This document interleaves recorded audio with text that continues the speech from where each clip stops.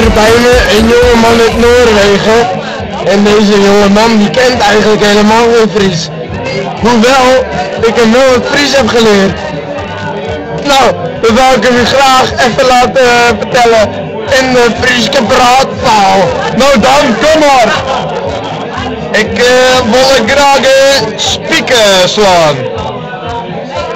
En wat betekent dat dan?